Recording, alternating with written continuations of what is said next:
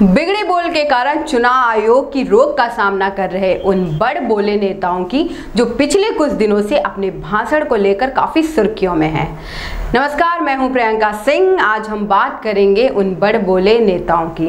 सबसे पहले बात करते हैं यूपी के मुख्यमंत्री योगी आदित्यनाथ की, जो चुनाव आयोग के प्रचार पर 72 घंटे की रोक के बाद मुख्यमंत्री योगी आदित्यनाथ मंगलवार सुबह हनुमान सेतु स्थित बजरंगबली के मंदिर पूजा अर्चना करने पहुंचे। दरअसल आदित्यनाथ ने मेरठ की रैली में कहा था कि यदि सपा बसपा गठबंधन को अली पर भरोसा है तो उन्हें बजरंगबली पर भरोसा है, जिस पर आयोग ने योगी के बयान को सीधे तौर पर एमसीसी का उल्लंघन माना है, जिस पर सोमवार को आयोग ने योगी आदित्यनाथ पर 3 दिन चुनाव प्रचार करने पर रोक लगा दी और गहरी नाराजगी भी जाहिर की। वहीं दूसरा नाम आजम खान, जो हमेशा ही अपने अभद्र बयान को लेकर चर्चा में रहते हैं। दरअसल आजम खान ने रामपुर में आयोजित रैली में चुनाव आचार संहिता का उल्लंघन किया था, जिस पर चुनाव आयोग ने उनकी टिप्पणियों के उदाहरण देते हुए कहा कि उन्होंने इस मौके पर कथित रूप से कहा कि फांसीवादी उन्हें मारने का प्रयास कर रहे हैं। उन्हें दूसरे मौके पर कथित रूप से कहा कि प्रधानमंत्री मुस्लिमों को मारा है, जिसे लेकर चुनाव आयोग ने 72 घंटे का बैन लगा दिया है। वहीं आजम खान की तरफ से सफाई के लिए बेटे ने मोर्चा निकाला और साथ ही चुनाव आयोग द्वारा की गई कार्रवाई पर अब्दुल्ला आजम ने बयान दिया कि सत्ता में बैठे बीजेपी के लोग दलित और मुस्लिमों की आवाज को दबाना चाहते हैं। तीसरा नाम सुल्तानपुर लोकसभा सीट में प्रत्याशी और केंद्रीय मंत्री मेनका गांधी, इन पर भी मंगलवार सुबह 10 बजे से 48 घंटे तक चुनाव प्रचार से रोका गया है। चुनाव आयोग के मुताबिक मेनका गांधी ने प्रचार के दौरान आचार संहिता का भी उल्लंघन किया।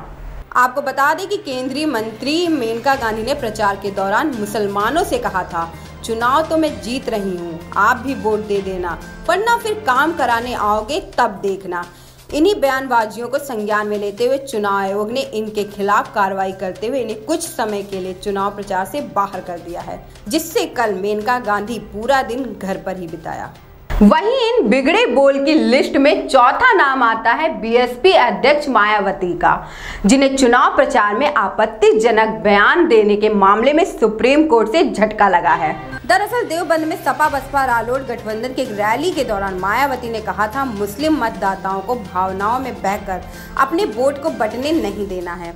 इसके बाद पिछले गुरुवार को चुनाव आयोग ने मायावती पर चुनाव प्रसार को 48 घंटे की रोक लगा दी। चुनाव आयोग के फैसले के खिलाफ मायावती ने सुप्रीम कोर्ट में एक अर्जी लगाई, जिस पर सुप्रीम कोर्ट ने तुरंत सुनवाई से इनकार कर दिया, जिस वजह से मंगलवार को उनके भतीजे आकाश आनंद को आगरा में महागठबंधन की रैली में चुनावी भाषण देना पड़ा। और भाषण में आकाश ने मतदाताओं से अपील करते हुए ये भी कहा कि महागठबंधन के विरोधियों की जमानत जब्त करा के मुख्य चुनाव आयोग को सही जवाब दें। चुनाव आयोग की कार्रवाई में नेताओं में अभी भी कोई डर नहीं है। अब कांग्रेस नेता नवजोत सिंह सिद्धू ने भी एक ऐसा बयान दे दिया है, जिसे लेकर उन पर भी आचार संहिता उल्लंघन का केस दर्ज कर दिया गया है। सिद्धू बिहार की कटिहार लोकसभा सीट पर कांग्रेस के उम्मीदवार तारिक अनवर के पक्ष में रैली को संबोधित करने पहुंचे थे। वहां नवजोत सिंह सिद्धू ने मुस्लिम वोटरों से एकजुट होकर कांग्रेस उम्मीदवार तारिक अनवर को वोट देने की मांग की थी। कटिहार में आयोग ने जिला प्रशासन से सिद्धू के बयान की सीडी मांगी है। आपकी जानकारी के लिए बता दें कि चुनाव के दौरान कोई बयान देते समय किसी के द्वारा धर्म या जाति का इस्तेमाल नहीं कर सकता। आज की रिपोर्ट में बस इतना ही। तब तक के लिए देखते रहिए सच कहूं न्यूज़। धन्यवाद।